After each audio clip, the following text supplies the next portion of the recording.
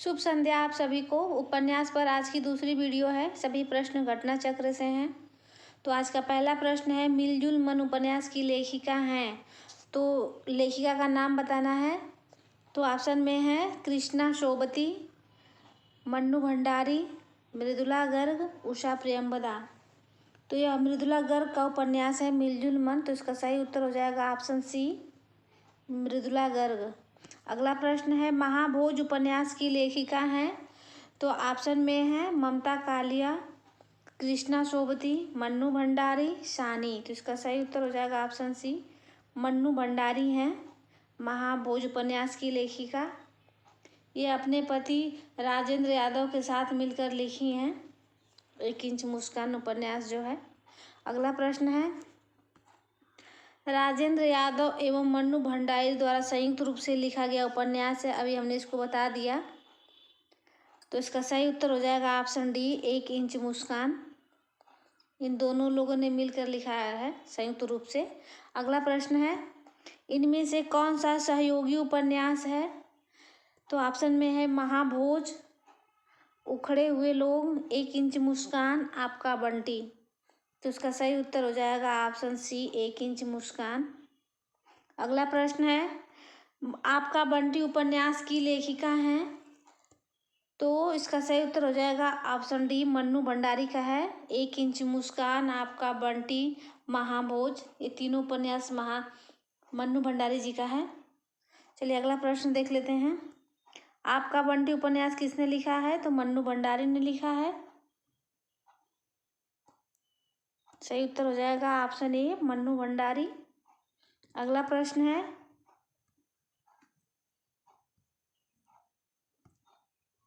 फिर वही प्रश्न है, आपका बंटी उपन्यास के रचनाकार का नाम बताना है। तो मन्नू भंडारी। सारा आकाश किसकी कृति है? तो ऑप्शन में है मन्नू भंडारी, राजेंद्र यादव, कमलेश्वर, अज्ञे। तो यह राजेंद्र यादव का उपन्यास है सारा आकाश। तो इसका सही उत्तर हो जाएगा ऑप्शन बी। राजेंद्र यादव के अन्य उपन्यास हैं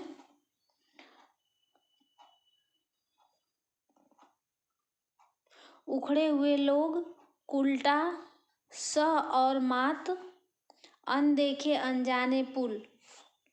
चलिए अगला प्रश्न देख लेते हैं।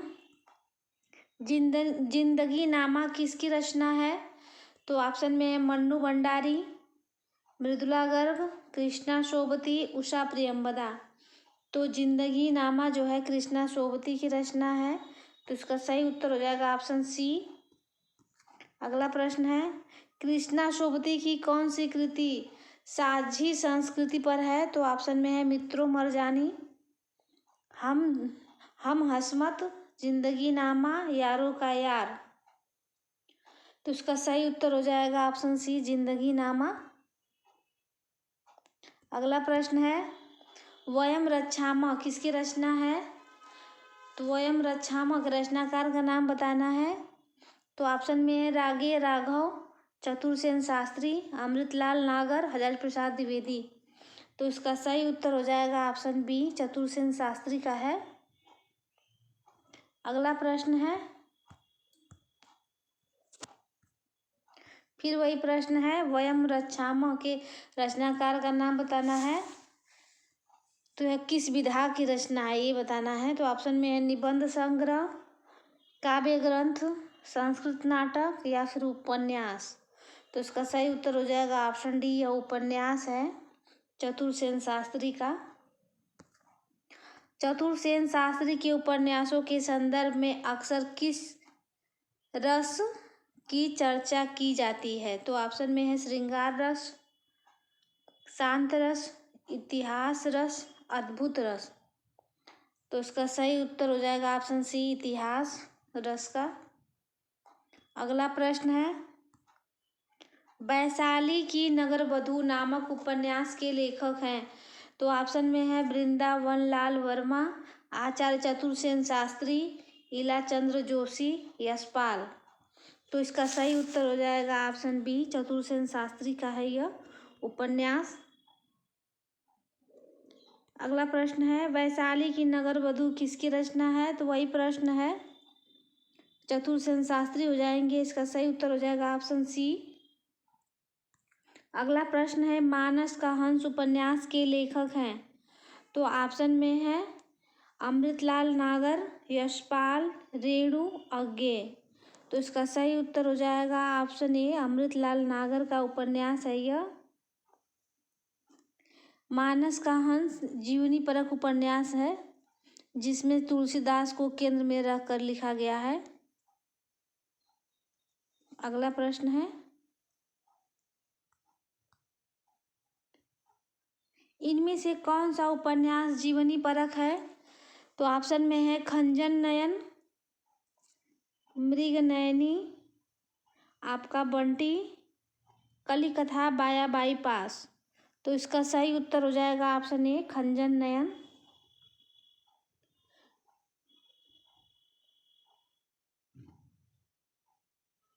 अगला प्रश्न है, इनमें से कौन सा उपन्यास राही मासूम रजा द्वारा लिखित है। तो ऑप्शन में है नूतन ब्रह्मचारी, आधा गांव, काला जल, पुनर्वा। तो इसका सही उत्तर हो जाएगा ऑप्शन बी, आधा गांव के लेखक हैं राही मासूम रजा। यह एक आंचलिक उपन्यासकार हैं। इनका आधा गांव जो है शिया मुसलमानों की जिंदगी पर लिखा गया है, पहला उपन्यास है। इसमें भारत विभाजन के पहले और बाद की जिंदगी को उभारा गया है। इनके अन्य उपन्यासों के नाम है टोपी शुक्ला, ओस की बूंद, सीन 75, हिम्मत जौनपुरी, दिल एक सादा कागज। चलिए अगला प्रश्न देख लेते हैं। आधा गांव इनमें से किस विधा की रचना है। तो उपन्यास विधा की रचना है। तो इसका सही उत्तर हो जाएगा ऑप्शन बी। अगला प्रश्न है, आधा गांव उपन्यास है तो राही मासूम रजा जी का है। तो इसका सही उत्तर हो जाएगा ऑप्शन सी। अगला प्रश्न है, आधा गांव के लेखक। तो वही प्रश्न है, तो इसका सही उत्तर हो जाएगा ऑप्शन सी, राही मासूम रजा। चलिए अगला प्रश्न देख लेते हैं। टोपी शुक्ला के लेखक हैं। तो अभी बताया हमने, टोपी शुक्ला के राही मासूम रजा की है यह रचना। अगला प्रश्न है, निम्नलिखित में से कौन सा उपन्यासकार एक आंचलिक उपन्यासकार है। तो ऑप्शन पूरा दिखा देते हैं आपको। तो ऑप्शन में है अज्ञे, यशपाल, जैनेन्द्र कुमार, अज्ञे। तो इसका सही उत्तर हो जाएगा ऑप्शन सी, राही मासूम रजा हैं आंचलिक उपन्यासकार। अगला प्रश्न है, इनमें से कौन आंचलिक उपन्यासकार है। फिर वही प्रश्न है, तो राही मासूम रजा हो जाएगा इसका उत्तर। ऑप्शन सी इसका राइट आंसर हो जाएगा। अगला प्रश्न है, देश विभाजन की त्रासदी किस उपन्यास में वर्णित है। तो उपन्यास की बात हो रही है। तो ऑप्शन में है राग दरबारी, गबन, झूठा सच, इन्हीं हथियारों से। तो इसका सही उत्तर हो जाएगा ऑप्शन सी, झूठा सच जो है देश विभाजन की त्रासदी पर लिखा गया उपन्यास है, जो यशपाल द्वारा लिखित है, झूठा सच। अगला प्रश्न है, झूठा सच के लेखक का नाम बताना है। देखिए वही प्रश्न आ गया, तो यशपाल हो जाएंगे इसके रचनाकार। तो इसका सही उत्तर हो जाएगा ऑप्शन सी। अगला प्रश्न है, इनमें से कौन सा उपन्यास यशपाल का नहीं है। तो ऑप्शन में है दादा कामरेड, कब तक पुकारूं, दिव्या, झूठा सच। तो इसका सही उत्तर हो जाएगा ऑप्शन बी, कब तक पुकारूं रागे राघव का उपन्यास है, और से सभी उपन्यास जो हैं ये सभी यशपाल के हैं। तो अगला प्रश्न है, सूरज किरण की छाँव आंचलिक उपन्यास के लेखक हैं। तो ऑप्शन में है राजेंद्र अवस्थी, शैलेश मटियानी, देवेंद्र सत्यार्थी, उदय शंकर भट्ट। तो इसका सही उत्तर हो जाएगा ऑप्शन ए, राजेंद्र अवस्थी का है यह सूरज किरण की छाँव। राजेंद्र अवस्थी का पहला उपन्यास है यह। अगला प्रश्न है, निम्नलिखित में से कौन सा उपन्यास नागार्जुन का नहीं है। तो ऑप्शन में है बलचनमा, रतिनाथ की चाची, वरुण के बेटे, परती परिकथा। तो इसका सही उत्तर हो जाएगा ऑप्शन डी, परती परिकथा, ये नागार्जुन का उपन्यास है। चलिए अगला प्रश्न देख लेते हैं। सांप्रदायिक समस्या पर लिखा गया उपन्यास कौन है? तो ऑप्शन में है तमस, बलचनमा, अपने अपने अजनबी, बूंद और समुद्र। तो सांप्रदायिक समस्या पर लिखा गया उपन्यास है तमस। तो इसका सही उत्तर हो जाएगा ऑप्शन ए, तमस। अगला प्रश्न है,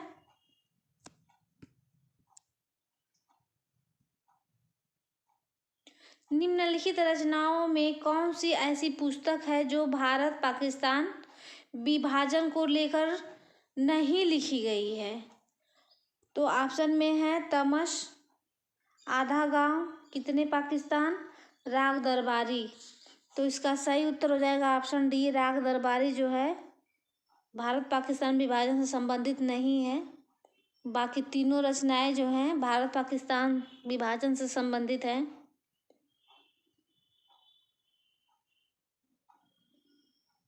तमस जो है भीष्म साहनी द्वारा लिखा गया है। आधा गांव राई मासूम रजा द्वारा लिखा गया है। और कितने पाकिस्तान के लेखक हैं कमलेश्वर। चलिए अगला प्रश्न देख लेते हैं। निम्नलिखित में से किस उपन्यास का कथानक भारत पाकिस्तान विभाजन पर आधारित नहीं है? फिर वही प्रश्न है, ऑप्शन बदल दिए गए हैं। तो इसका सही उत्तर हो जाएगा ऑप्शन डी, कर्मभूमि नहीं है। कर्मभूमि उपन्यास के लेखक प्रेमचंद हैं। तो चलिए अगला प्रश्न देख लेते हैं। पाप और पुण्य के चिरंतन नैतिक प्रश्न को किस उपन्यास में प्रस्तुत किया गया है? तो ऑप्शन है सामर्थ्य और सीमा, चित्रलेखा, भूले बिसरे चित्र, आखिरी दाव। तो इसका सही उत्तर हो जाएगा ऑप्शन बी, चित्रलेखा। अगला प्रश्न है, चित्रलेखा किसकी औपन्यासिक कृति है? तो ऑप्शन में है भगवती चरण वर्मा, भगवती प्रसाद वाजपेयी, उदय शंकर भट्ट, विष्णु प्रभाकर। तो इसका सही उत्तर हो जाएगा ऑप्शन ए, भगवती चरण वर्मा।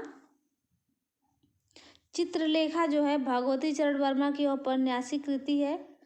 भगवती चरण वर्मा को उपन्यासकार के रूप में प्रतिष्ठित करने वाला उपन्यास चित्रलेखा ही है, जिसमें पाप पुण्य के चिरंतन नैतिक प्रश्न को प्रस्तुत किया गया है। चलिए अगला प्रश्न है, देख लेते हैं। अगला प्रश्न, चित्रलेखा किसकी रचना है? तो भगवती चरण वर्मा की है। तो इसका सही उत्तर हो जाएगा ऑप्शन ए। अगला प्रश्न है, डॉक्टर प्रशांत फणीश्वरनाथ रेणु की किस रचना का पात्र हैं? तो ऑप्शन में है परती परिकथा, कितने चौराहे, दीर्घ तपा, मैला आंचल। तो इसका सही उत्तर हो जाएगा ऑप्शन डी, मैला आंचल। डॉक्टर प्रशांत फणीश्वरनाथ रेणु द्वारा रचित आंचलिक उपन्यास मैला आंचल के पात्र हैं। अगला प्रश्न है, गोबर प्रेमचंद के किस उपन्यास का पात्र है? तो ऑप्शन में है प्रेमाश्रम, गबन, गोदान, निर्मला। तो गोबर जो है मुंशी प्रेमचंद द्वारा रचित उपन्यास गोदान का पात्र है। तो इसका सही उत्तर हो जाएगा ऑप्शन सी। अगला प्रश्न है, वर्ग वैषम्य एवं वर्ग चेतना प्रेमचंद के किस उपन्यास का मूल आधार है? तो ऑप्शन में है गबन, गोदान, निर्मला, प्रेमाश्रम। तो इसका सही उत्तर हो जाएगा ऑप्शन डी, प्रेमाश्रम। अगला प्रश्न है, धनिया और झुनिया प्रेमचंद के किस उपन्यास के पात्र हैं? तो धनिया और झुनिया प्रेमचंद्र के गोदान उपन्यास के पात्र हैं। तो इसका सही उत्तर हो जाएगा ऑप्शन बी। अगला प्रश्न है,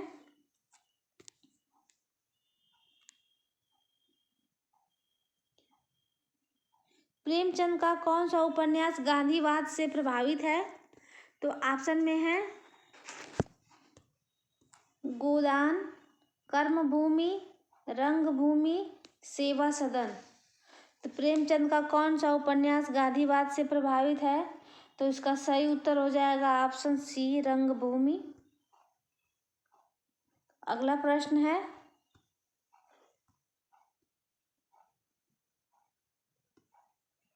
सूरदास प्रेमचंद के किस उपन्यास का प्रमुख पात्र है? तो ऑप्शन में है कर्मभूमि, से प्रेमाश्रम, सेवा सदन, रंगभूमि। तो जो सूरदास हैं वो प्रेमचंद के रंगभूमि उपन्यास के मुख्य पात्र हैं। तो इसका सही उत्तर हो जाएगा ऑप्शन डी। अगला प्रश्न है, सूरदास किस उपन्यास का पात्र है? तो वही प्रश्न है। तो सूरदास जो रंगभूमि का पात्र है, तो इसका सही उत्तर हो जाएगा ऑप्शन ए, रंगभूमि। अगला प्रश्न है, सूरदास प्रेमचंद के किस उपन्यास का पात्र है? वही प्रश्न है। तो इसका सही उत्तर हो जाएगा ऑप्शन डी, रंगभूमि।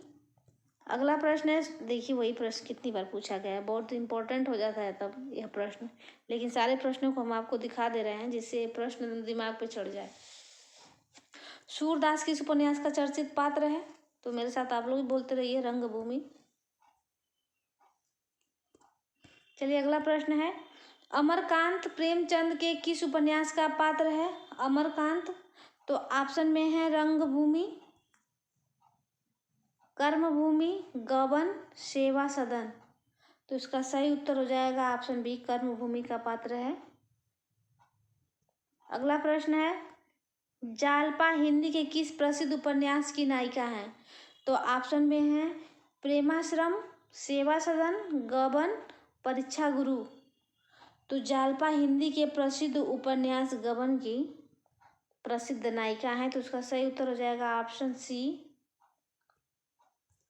अगला प्रश्न है,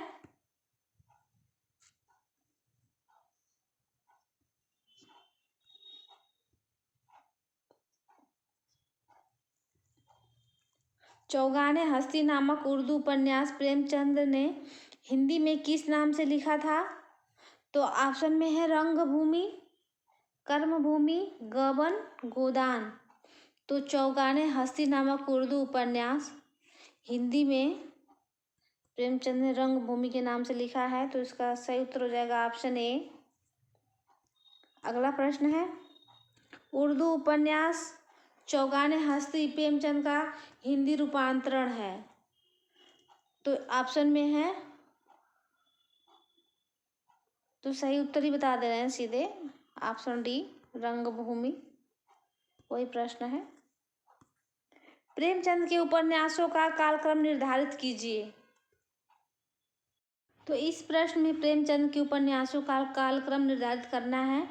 तो चार दिए गए हैं रचनाएं, सेवा सदन, प्रेमाश्रम, निर्मला, गोदान। तो सबका समय याद रहना चाहिए। तो सेवा सदन का रचना काल है 1918 ईस्वी, या 1918 में लिखा गया था। प्रेमाश्रम जो है लिखा गया है 1922 ईस्वी में, ये 1922 में लिखा गया है।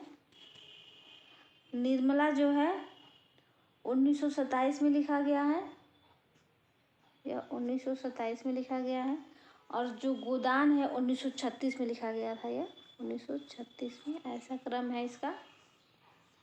चलिए अगला प्रश्न देख लेते हैं, विनय और सोफिया किस प्रसिद्ध उपन्यास के पात्र हैं?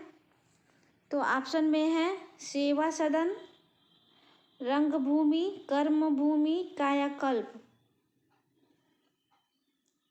तो विनय और सोफिया जो है रंगभूमि के पात्र हैं। तो इसका सही उत्तर हो जाएगा ऑप्शन बी।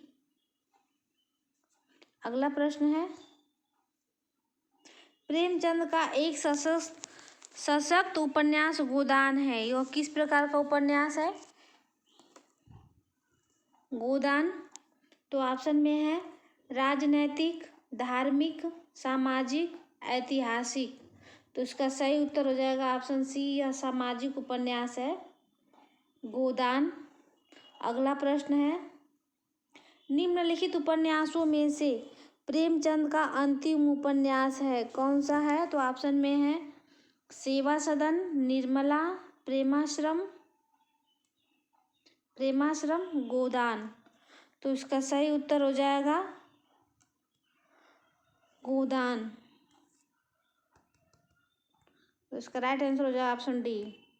अगला प्रश्न है, प्रेमचंद द्वारा उर्दू भाषा में लिखा गया उपन्यास बाजारे हुस्न का हिंदी रूपांतरण है।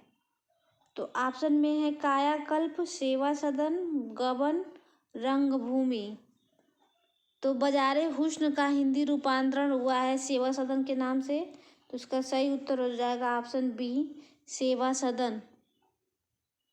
प्रेमचंद द्वारा लिखा गया सेवा सदन जो है पहला हिंदी उपन्यास है जो 1918 ईस्वी में लिखा गया था, जिसे स्वयं प्रेमचंद ने हिंदी का बेहतरीन नॉवेल कहा है।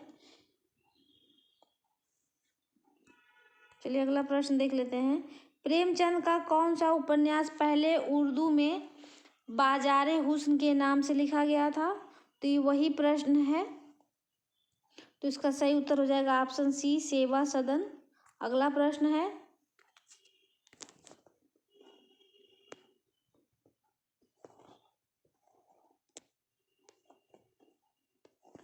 गोदान उपन्यास है। तो 4 ऑप्शन दिए गए हैं इसके। तो यथार्थवादी, आदर्शोन्मुख यथार्थवादी, आदर्शवादी या अर्थार्थोन्मुख आदर्शवादी। तो इसका सही उत्तर हो जाएगा ऑप्शन डी, यथार्थोन्मुख आदर्शवादी है।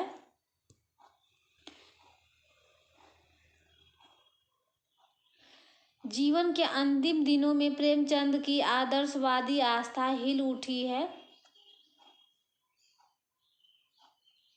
अगला प्रश्न है, प्रेमचंद के निम्नलिखित उपन्यासों को रचना वर्ष के सिलसिलेवार क्रम में सजाइए। तो यहाँ पे 3 दिए गए हैं ऑप्शन में, तो देख लेते हैं इसको। पहले नंबर पे है गबन, गोदान, सेवा सदन। तो सही क्रम में इसको लगाना है। तो पूरा ऑप्शन पहले दिखाते हैं आपको।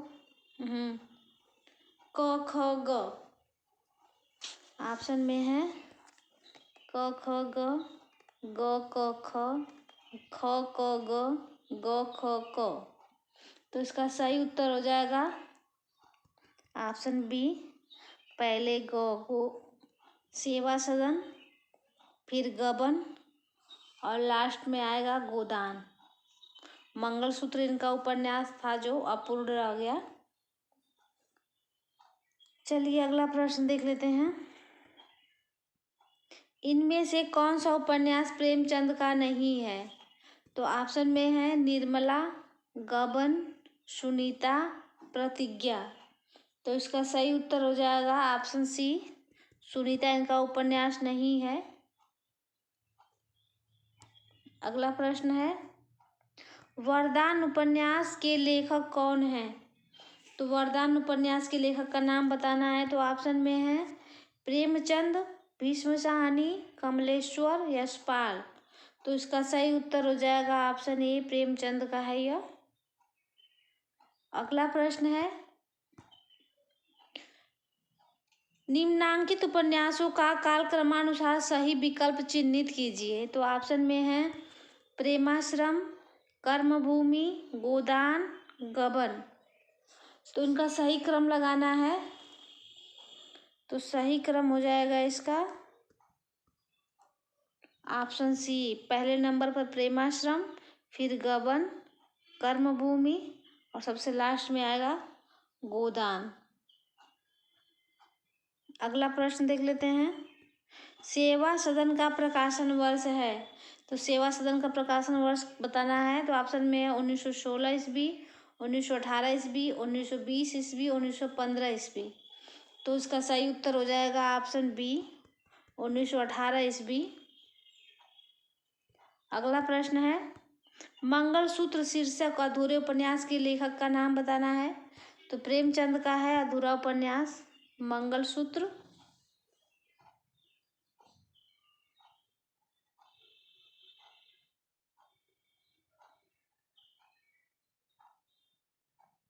चलिए अगला प्रश्न देख लेते हैं।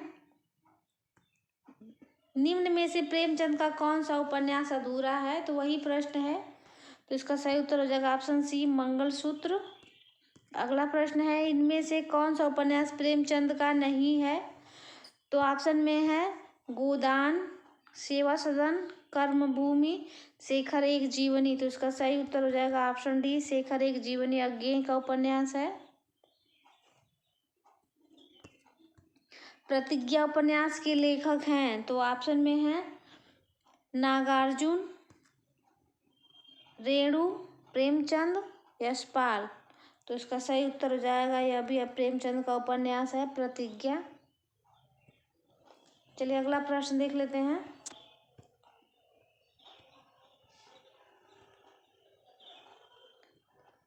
निम्नलिखित में से उपन्यास और उसमें वर्णित समस्या का एक युग्म सुमेलित नहीं है, वह कौन है? पूरा विकल्प दिखाते हैं आपको। तो कर्म भूमि, अछूतोद्धार की समस्या, कायाकल्प परलौकिक की समस्या, सेवा सदन वेश्याओं की समस्या, गबन दहेज और अनमिल विवाह की समस्या। तो कौन सा जो युग्म है जो सुमेलित नहीं है? तो इसका सही उत्तर हो जाएगा ऑप्शन डी, गबन। गबन जो है दहेज और अनमिल विवाह की समस्या पर नहीं है। इसमें स्त्री के आभूषण प्रेम को उभारा गया है गबन में। वीरांगना नामक उपन्यास के रचयिता हैं?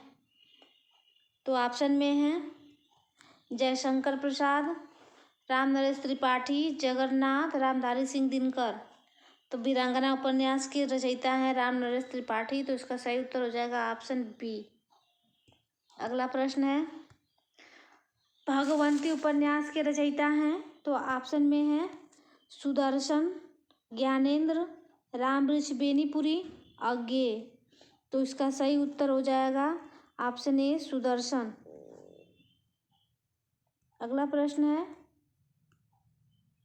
निम्नलिखित कथाकृतियों में किसका संबंध काशी से नहीं है? तो ऑप्शन में है काशी का 80, गली आगे मुड़ती है, झीनी झीनी बीनी चदरिया, अलग अलग बैतरणी। तो निम्नलिखित कथाकृतियों में किसका संबंध काशी से नहीं है? तो इसका सही उत्तर हो जाएगा ऑप्शन डी, अलग अलग बैतरणी। यह शिव प्रसाद सिंह की रचना है, मतलब आंचलिक उपन्यास है, जिसका संबंध जो है करैता गांव से है। अगला प्रश्न है, हजारी प्रसाद द्विवेदी के उपन्यास अनाम दास का पोथा में किस उपनिषद के सर्वाधिक स्थलों का प्रयोग हुआ है? तो ऑप्शन में है कठोपनिषद, छंदोग्य उपनिषद, याज्ञवल्क्य उपनिषद, बृहदारण्य उपनिषद। तो इसका सही उत्तर हो जाएगा ऑप्शन बी, छंदोग्य उपनिषद। अगला प्रश्न है, अनाम दास का पोथक शीर्षक उपन्यास के लेखक हैं? तो हजारी प्रसाद द्विवेदी हैं। तो इसका सही उत्तर हो जाएगा ऑप्शन डी, हजारी प्रसाद द्विवेदी। अगला प्रश्न है, बड़ा प्रश्न है, निम्न में से कौन सा समूह आचार्य हजारी प्रसाद द्विवेदी के उपन्यासों को दर्शाता है? तो ऑप्शन में है अप्सरा, अलका, प्रभावती, निरुपमा।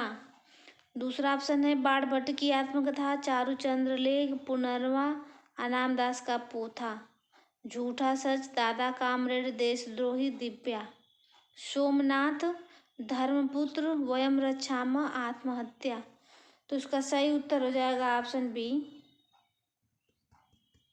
यह सभी जो रचनाएं हैं वो हजारी प्रसाद द्विवेदी की हैं, तीनों उपन्यास।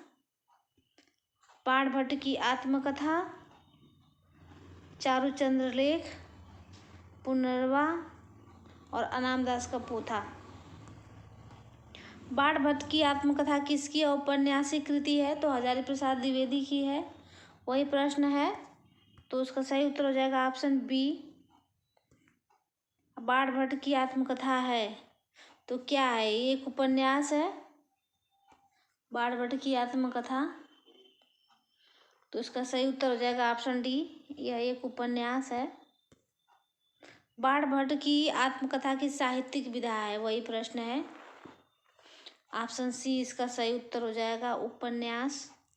अगला प्रश्न है, बाणभट्ट की आत्मकथा के लेखक हैं तो हजारी प्रसाद द्विवेदी हैं।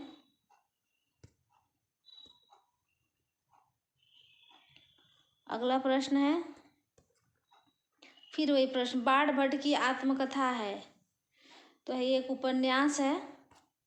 अगला प्रश्न है, चारुचंद्र लेख के उपन्यासकार हैं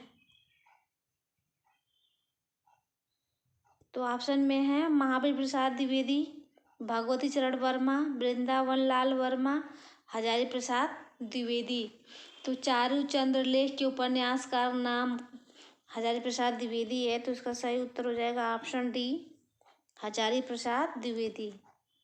हजारी प्रसाद द्विवेदी के किस उपन्यास को रैक व आख्यान भी कहा गया है तो ऑप्शन में है बाणभट्ट की आत्मकथा, चारुचंद्र लेख, पुनर्वा, अनामदास का पोथा। ये चारों उपन्यास हजारी प्रसाद द्विवेदी के हैं तो इसका सही उत्तर हो जाएगा ऑप्शन डी, अनामदास का पोथा को कहा जाता है रैक व आख्यान। अगला प्रश्न है, इतिहास इस बात का गवाह है कि इस महिमामयी शक्ति की अपेक्षा करने वाले साम्राज्य नष्ट हो गए। उपर्युक्त कथन किस उपन्यास का है तो ऑप्शन में है गोदान, दिव्या, आपका बंटी, बाणभट्ट की आत्मकथा। तो इसका सही उत्तर हो जाएगा ऑप्शन डी, बाणभट्ट की आत्मकथा। अगला प्रश्न है, आचार्य हजारी प्रसाद द्विवेदी किस धारा के उपन्यासकार हैं तो ऑप्शन में है सांस्कृतिक, मिथकीय, सामाजिक सांस्कृतिक, प्रयोगवादी, प्रगतिवादी। तो हजारी प्रसाद द्विवेदी जो हैं सांस्कृतिक मिथकीय धारा के उपन्यासकार हैं तो इसका सही उत्तर हो जाएगा ऑप्शन ए।